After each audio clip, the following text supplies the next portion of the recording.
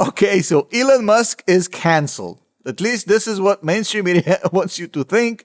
They're all over the place. The anti-Elon festival has reached new peaks, and the guy who's leading the Pitchfork gang is none other than Ross Gerber, the Tesla investor.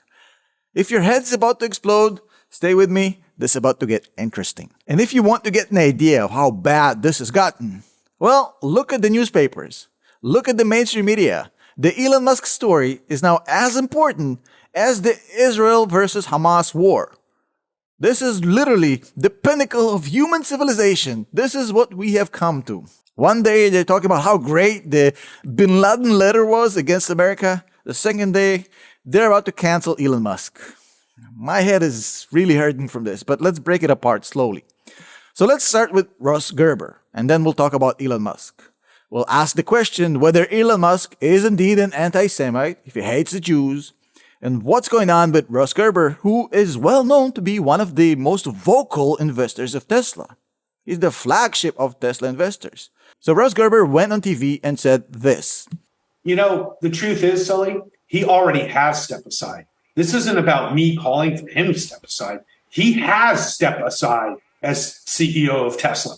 None of his actions are for the benefit of Tesla at this moment. It's all about Twitter and what he can tweet and how many people he can piss off. He actually thinks in his weird world that the things he says matters. But what he's really doing is destroying everything he's built. And that's the super frustrating thing as a shareholder. And just as an investor, one has to look out at the long-term future of Tesla and say, if the CEO is willing to do all this stuff and nobody can stop him, founder, whatever you want to call him, well, what's going to happen to Tesla over the next 10 years? Are they going to achieve their mission if the CEO isn't actually the CEO? Because he's certainly not acting as the CEO of Tesla at the moment. And then he said this. Terrible day. Just a very disappointing day on so many levels. Very troubling. Without getting into the meat of that content, are you selling your Tesla stock? No, I'm not selling my Tesla stock. And then he said this. I'm an advisor for, lots of people who own Tesla stock. And my job is to invest in great companies. And many of my clients care about what they own. And so when I have to spend my day basically either talking people out of Tesla stock, or in a lot of cases, I just can't talk them out of it anymore. And not to mention just deflecting flack. I've just never had this with any company I've ever invested in ever in my life, where the CEO of the company himself does so many detrimental things that it just like is destroying the brand. And it's just nobody on the board is going to stop him, that's for sure. But the bottom line is that's what's happening. So basically, Ross has three arguments against Elon. Number one, he's no longer obsessed about Tesla. He's obsessed about Twitter. Therefore, his conclusion is that Elon Musk is no longer the CEO of Tesla, at least not effectively. Number two, that none of his actions is for the benefit of Tesla anymore. It's all about X or Twitter, whatever you want to call it.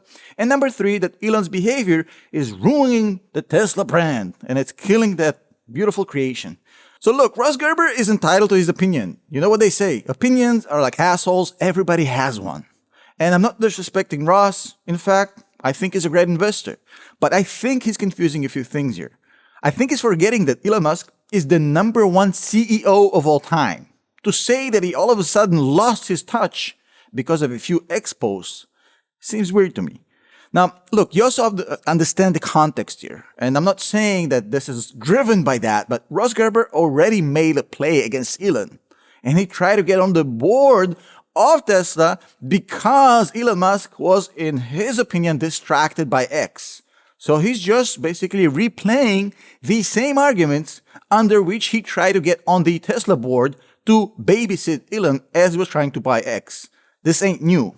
His opinion has never changed. I don't think he likes the idea of Elon dealing with X. He wants Elon to focus on Tesla. And that's a fair expectation from an investor. I have no problem with him.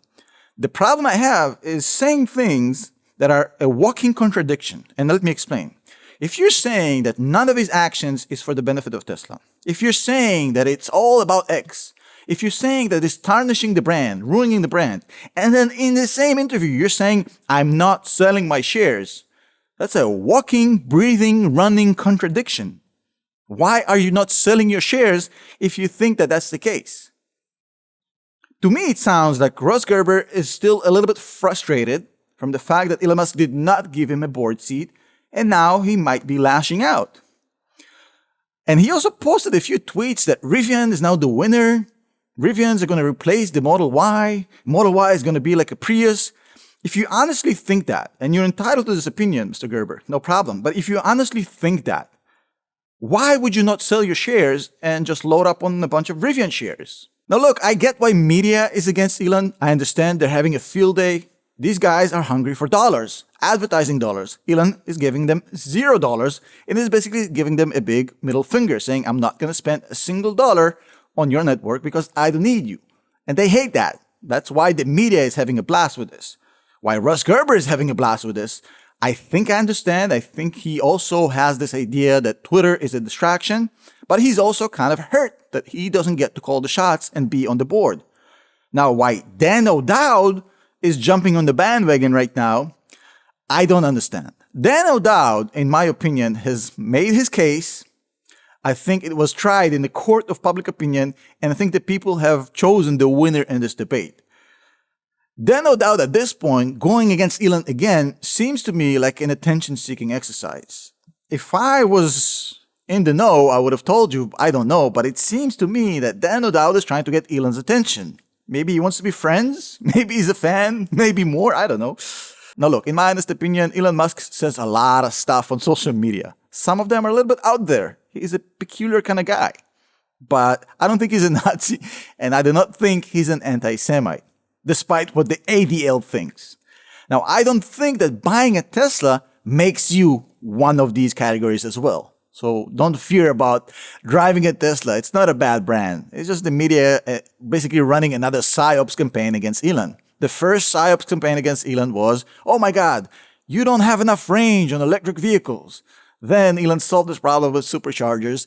And the next campaign they ran was, oh my God, there's no demand. Nobody wants an EV. He solved this by selling more Model Ys than Corollas. The next one is ad hominem. They can't attack Tesla. They can't attack the business. So they're attacking the person.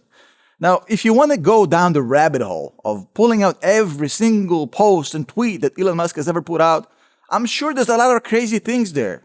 He's not a usual guy. If he was a usual guy, he would not have taken $200 million or whatever he got from PayPal and bought a rocket company and an electric vehicle company and then go into debt.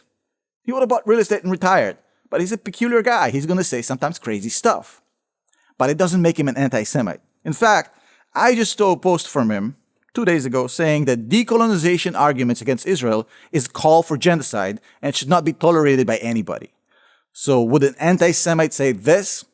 I highly doubt it. And look, a lot of people don't like him, and I get it. But not liking Elon all the way to anti-Semite, it's a long journey. And I don't think you can make that one without pulling a lot of livers. But not liking the guy doesn't mean that he's an anti-Semite or a Nazi. Come on, cut this stuff out.